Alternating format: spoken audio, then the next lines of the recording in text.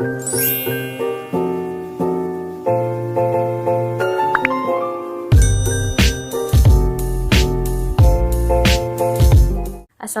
warahmatullahi wabarakatuh. Perkenalkan, nama saya Winarni Syahrudin, beserta teman saya Nur Rahmi Safitri dan Aninda Tiara S. Kami dari kelompok 9 mata kuliah Tasawuf, jurusan Ilmu Politik. Pada kesempatan kali ini, kami akan membawakan materi mengenai Wahdatul Wujud dan Al-Isyrakiyah dalam Tasawuf. Pertama itu mengenai Wahdatul Wujud dalam Tasawuf. Pengertian Wahdatul Wujud. Wahdat al-wujud adalah ungkapan yang terdiri dari dua kata, yakni wahdat dan al-wujud. Wahdat artinya sendiri, tunggal, atau kesatuan, sedangkan al-wujud artinya itu ada. Dengan demikian, wahdat al-wujud adalah satu kesatuan wujud. Lalu, di kalangan ulama klasik, ada yang mengartikan wahdah sebagai sesuatu yang zatnya tidak boleh dibagi menjadi bagian yang lebih kecil. Selain itu, kata al-wahdah digunakan pula oleh para ahli sufistik maupun ahli filsafat sebagai satu kesatuan antara materi dan roh, substansi dan form atau bentuk, antara yang nampak baik itu lahir dan batin, antara alam dan Allah, karena alam dari segi hakikatnya itu qadim dan berasal dari Tuhan. Pengertian wahdatul wujud yang terakhir inilah yang selanjutnya digunakan oleh para sufi, yaitu paham bahwa antara manusia dan Tuhan itu pada hakikatnya merupakan satu kesatuan wujud. Lalu kemudian poin berikutnya itu memahami doktrin wahdatul wujud. Agar semuanya memahami bahwa segala sesuatu yang mungkin ada atau al-mumkinat makhluk tidak memiliki wujud bebas. Artinya tidak dapat mempertahankan eksistensinya tanpa ada pancaran, yakni fuyud atau emanasi dari Allah yang maha abadi. Yang jelas, segala yang ada atau al-maujudat itu untuk memelihara eksistensinya dalam setiap detik sangat memerlukan yang lain. Sesungguhnya, segala yang ada atau al-maujudat itu adalah satu. Jika dilihat dari segi asal, sumber dan kesempurnaan, wujud selain Allah berada dalam derajat kenihilan, seperti cahaya bulan dan bintang-bintang lainnya, seandainya berada di hadapan sinar matahari. Kemudian poin berikutnya akan dilanjutkan oleh teman saya. Terima kasih. Tokoh yang membawa paham wahdatul wujud yaitu adalah Ibnu Arabi, adalah tokoh pertama penyusun paham kesatuan wujud dalam tasawuf. Aliran ini pada dasarnya berdasar pada tonggak-tonggak rasa atau zauf yang seperti halnya terungkap dalam perkataannya, Maha Suci Zat yang menciptakan segala sesuatu dan Dia adalah segala sesuatu itu sendiri.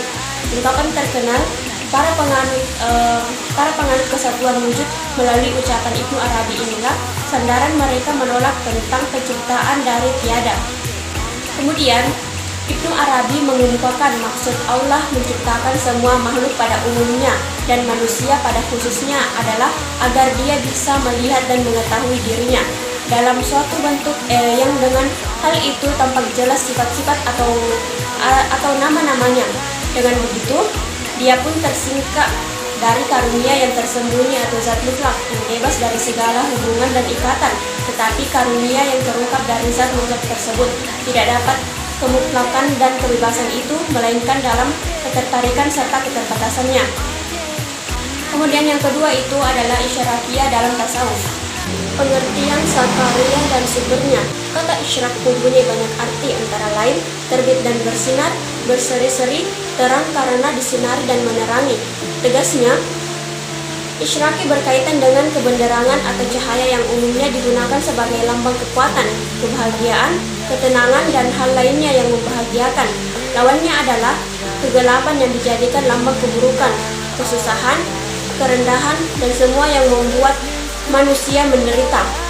Illumination dalam bahasa Inggris yang dijadikan padanan kata isyrak yang juga berarti cahaya atau penerangan. Lebih jauh, cahaya adalah simbol utama dari filsafat Isyraki.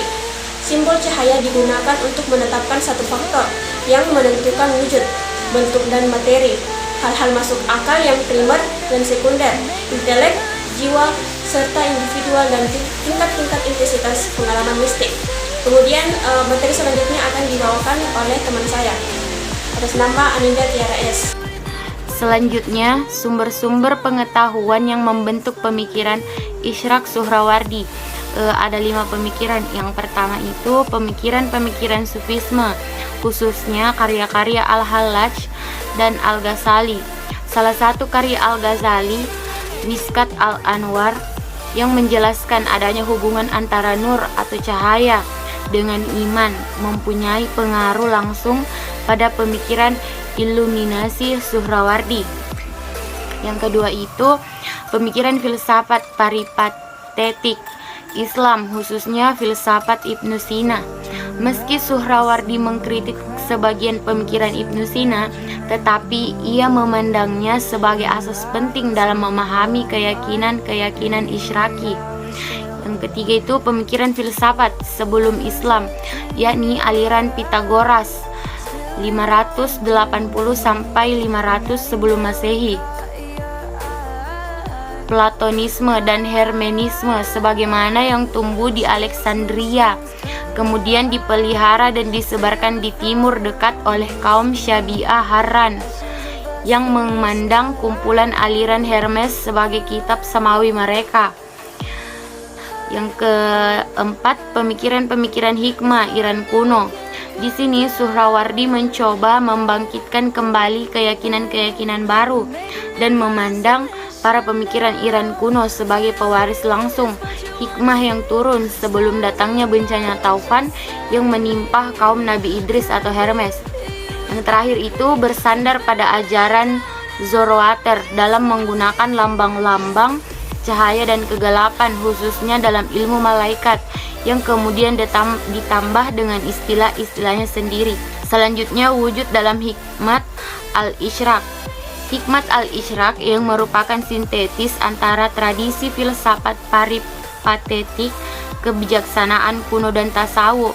Sekaligus di titik lainnya, hikmat al-Ishraq yang dibawa oleh Suhrawardi menjadi tradisi baru bagi agama yang bercorak filosofis.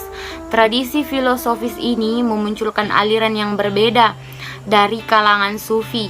Misalnya muncul oleh gagasan-gagasan intuitif Ibnu Arabi yang dikemas dalam bahasa simbolik dan puitis, sementara tradisi Isyraqi mulai muncul oleh gagasan-gagasan Suhrawardi tentang perpaduan aspek gnostik, intuisi, dan pengalaman, atau yang juga berpengaruh oleh Ibnu Arabi, serta aspek rasional daripada kritik peripatisme yang dikemas dalam mazhab iluminasi bernama hikmat al-Ishraq.